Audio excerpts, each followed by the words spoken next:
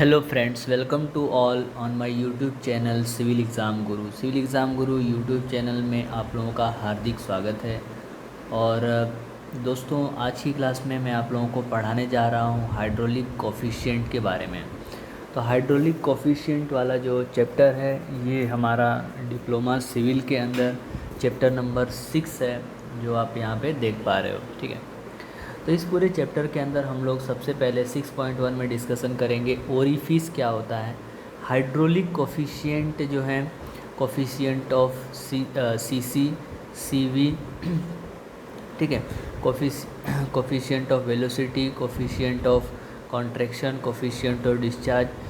ठीक है, तो ये सब चीज़ों के बारे में हम लोग डिस्कशन करने वाले हैं। टाइप्स ऑफ ओरिफिस, ओरिफिस क्या होगा, टाइप्स ऑफ ओरिफिस क्या होता है, कितने प्रकार के ओरिफिस होते हैं, ओरिफिस किस प्रकार का स्ट्रक्चर है, फिर वेना कॉन्ट्रैक्टा के बारे में स्टडी करेंगे। और उसके बाद हम लोग डिस्कशन करेंगे हाइड्रोलिक कोफिशिएंट के बारे में, जो इस चैप्टर का मेन उद्देश्य है, जिसमें हम लोग देखेंगे। इसके बाद हम लोग डिस्कशन करेंगे determination of the hydraulic coefficient in the laboratory. Laboratory के अंदर हम लोग हाइड्रोलिक कोफिशिएंट जो है कैसे कैलकुलेट कर सकते हैं। ठीक है, तो आइए आगे बढ़ते हैं। सबसे पहला टॉपिक है orifice. Orifice is an orifice in a tank और vessel through which the liquid flow out is known as orifice. Orifice एक प्रकार का ओपनिंग होता है, एक प्रकार का, जैसे मान लीजिए कोई एक ये टैंक है, तो इस टैंक के अंदर एक छोटा सा जो ओपनिंग होता है, जहाँ से पानी जो है बाहर की तरफ निकलता है। ठीक है, पानी जो है बाहर की तरफ आउटलेट की तरफ निकलता है। इस पूरे टैंक के अंदर का जो इतना भी जो कोई भी लिक्विड भरा हुआ है, वो लिक्विड जो है टैंक के आउटलेट से बाहर निकलेगा, तो उसको हम लोग बोलते हैं ओरिफिस। ओके, दिस होल और opening is called as a orifice. यही जो होल है, जैसे मान लीजिए एक हमारा ये टैंक है और इस टैंक के अंदर हमने एक छोटा सा स्पेस दे दिया है, जिसके थ्रू पानी जो है बाहर की तरफ निकलेगा, तो उसको हम लोग बोलेंगे ओरिफिस। तो दिस होल और opening is called as a orifice so long as a level of the liquid on the upstream side in above the top of the liquid. ठीक है, तो इसके अकॉर्डिंग जो है the level of the liquid, liquid का जो level है वो अपस्ट्रीम साइड के ऊपर होना चाहिए और in above the top of the orifice, जो है ओरिफिस के टॉप पे होगा, तो ही वो पानी जो है बाहर की तरफ निकलेगा। जैसे कि एग्ज़ाम्पल में हम लोग देखेंगे कि ये हमारा एक टैंक है। ठीक है, ये हमारा टैंक है और ये मान लीजिए ये हमारी ओपनिंग है और इसी को हम लोग बोलेंगे ओरिफिस। ठीक है, इसी को हम लोग तो ओरिफिस ही बोल रहे हैं। अब मान लीजिए इसके अंदर जो पानी का लेवल है वो नीचे हो। ठीक है, पानी का लेवल यदि नीचे होगा तो इसके अंदर से आउटलेट नहीं हो पाएगा।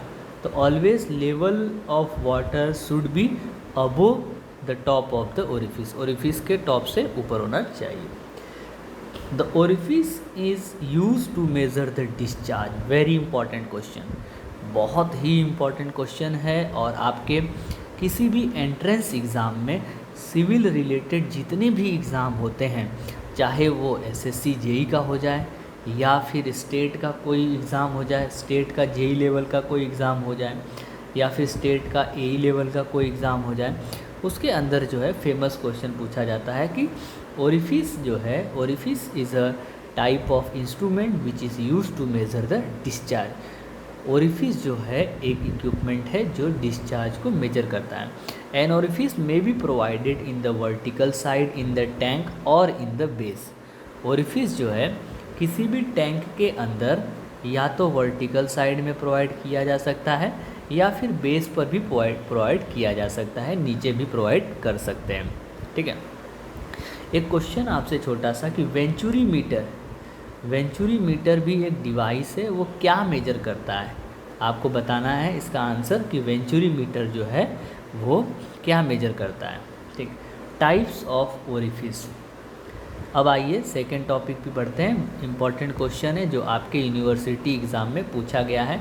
टाइप्स ऑफ ओरिफिस, कितने प्रकार के ओरिफिस होते हैं। तो orifice is the classification as follows. सबसे पहला है according to the shape of the orifice. Orifice अपने शेप के मुताबिक यहाँ पे 4 प्रकार है। पहला है shape of the orifice may be circular shape, may be square shape, may be rectangular shape और मे बी ट्रायंगुलर शेप। तो सबसे पहला ये मान लीजिए आपका टैंक है और ये वाटर का फ्री सरफेस लेवल है।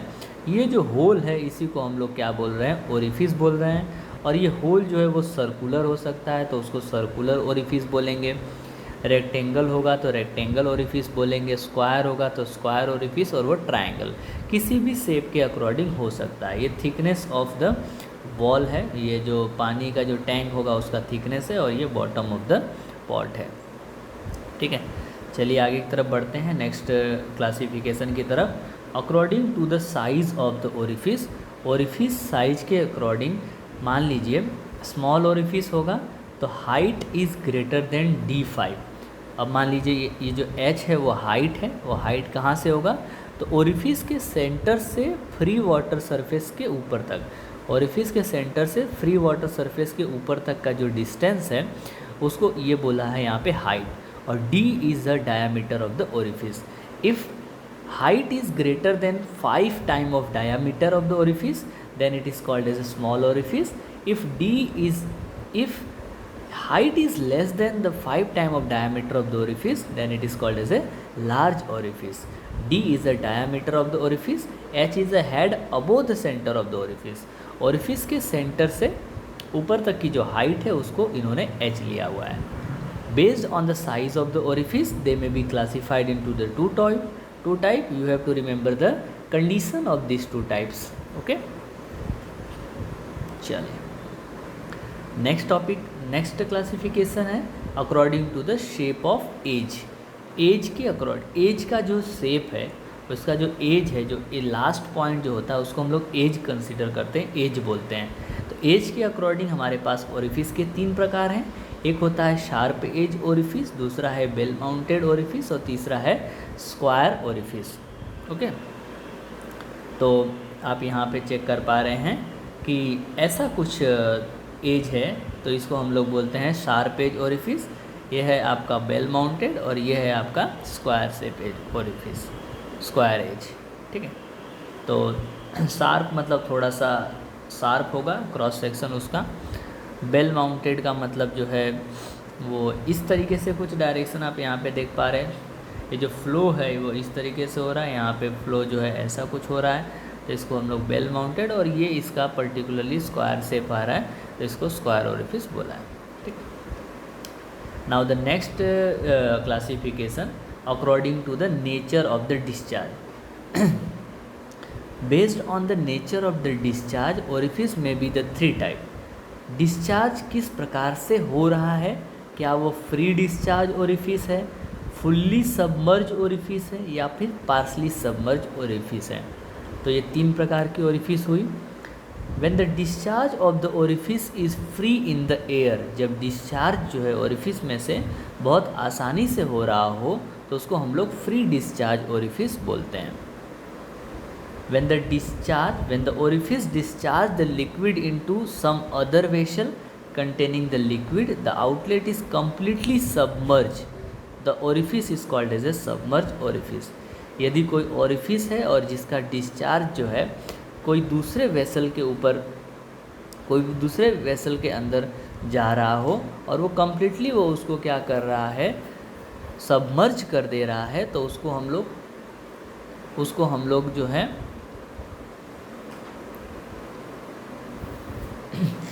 सबमर्ज ओरिफिस बोलते हैं। When the orifice discharge the liquid in the some other vessel containing the liquid and the outlet is partially under the liquid is called as a partially submerged orifice। ठीक है, तो उसको हम लोग partially submerged orifice बोलते हैं।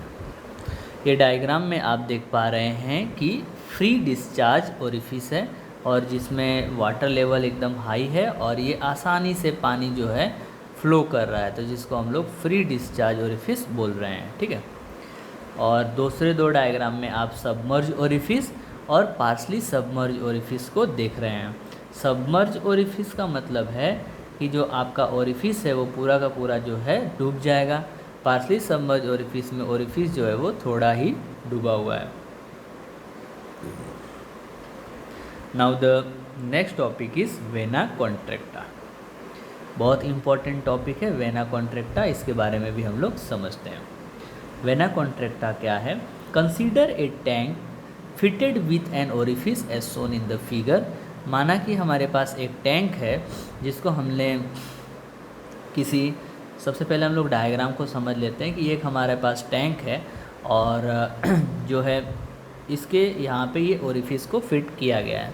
ठीक, D जो है वो डायामीटर है ओरिफिस का और एच जो है वो ओरिफिस के सेंटर से ऊपर की तरफ का हाइट है। ये हमारा वाटर लेवल है।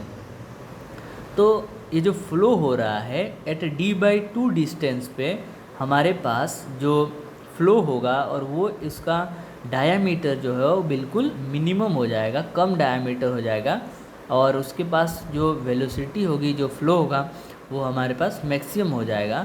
तो उस पर्टिकुलर कंडीशन को, उस पर्टिकुलर सिचुएशन को हम लोग वेना कॉन्ट्रैक्टा बोलते हैं। लाइक दैट आइए थोड़ा डिटेल पूर्वक स्टडी करते हैं कि consider a tank fitted with an orifice as shown in the figure. The liquid particles in order to flow out through the orifice move toward the orifice from all the direction. अब जो liquid particle होंगे वो orifice की तरफ सभी direction से flow करते हुए दिखाई देंगे। A few of the particle first move downward, कुछ पार्टिकल सबसे नीचे जाएंगे and take turn into enter into the orifice, उसके बाद फिर वो ओरिफिस के अंदर टर्न लेंगे and finally flow through it, उसके बाद फिर उसके अंदर वो फ्लो कर जाएंगे। इट मे बी नोटेड, ऐसा वहाँ पे नोट किया जाता है कि that the liquid particles lose some energy, वहाँ पे लिक्विड पार्टिकल्स जो हैं अपनी कुछ न कुछ एनर्जी को लूज़ कर देते हैं while taking turn to the enter into the orifice, orifice में एंट्री करते वक्त। It has been thus observe that, यहाँ पे ऐसा देखा गया है कि the jet after leaving the orifice get contracted. जो जेट बना हुआ है, जेट का मतलब है हमारे पास ये जो पोर्शन है, जो ये फ्लो हो रहा है, ये जो है जिस इतना फ्लो था और कुछ समय के बाद ये क्या हुआ है, कॉन्ट्रैक्ट हो गया है। जो जेट बना है, जो फ्लो बना है वो कॉन्ट्रैक्ट हो गया है और the maximum contraction of the jet take place at a section at a distance d/2 from the wall of the tank, where jet is more or less horizontal। जहाँ पे मैक्सिमम कॉन्ट्रैक्शन होगा वो d/2 distance पे होता है और उसी maximum contraction को, ये जो फ्लो है उसके मैक्सिमम कॉन्ट्रैक्शन को ही हम लोग वेना कॉन्ट्रैक्टा बोलते हैं। और याद रखना आप लोग कि वेना कॉन्ट्रैक्टा ऑलवेज ओरिफिस के फेस से और या फिर वॉल के टैंक के फेस से d/2 डिस्टेंस पे होता है। इसको हम लोग वेना कॉन्ट्रैक्टा बोलते हैं। उम्मीद कर रहा हूँ आपको वेना कॉन्ट्रैक्टा समझ में आया होगा। एक बार फिर से हम लोग वेना कॉन्ट्रैक्टा के बारे में समझते हैं कि मान लीजिए जो लिक्विड पार्टिकल्स हैं वो धीरे धीरे इसके अंदर फ्लो करते जाएंगे और ये फ्लो करते जाएंगे और जैसे जैसे ये फ्लो करेंगे और यहाँ पे तो ये इसका जेट जो है वो ज़्यादा होगा और धीरे धीरे इनके जो जेट हैं, जो फ्लो हैं, ये जो फ्लूइड का जो पाथ आपको दिखाई दे रहा है वो एक पॉइंट पर कॉन्ट्रैक्ट हो जाएगा और इसी मैक्सिमम कॉन्ट्रैक्शन को, ये जो मैक्सिमम कॉन्ट्रैक्शन होगा वो कितने डिस्टेंस पे होगा, d/2 डिस्टेंस पे होगा। तो उस पर्टिकुलर सिचुएशन को, उस d/2 डिस्टेंस की जो मैक्सिमम कॉन्ट्रैक्शन होगा, at which contraction of the jet is maximum, that is known as a vena contracta. ठीक है, तो उम्मीद कर रहा हूँ आप लोगों को वेना कॉन्ट्रैक्टा के बारे में क्लियर हो चुका होगा। आइए हम लोग हाइड्रोलिक कोफिशिएंट को आगे बढ़ाते हैं।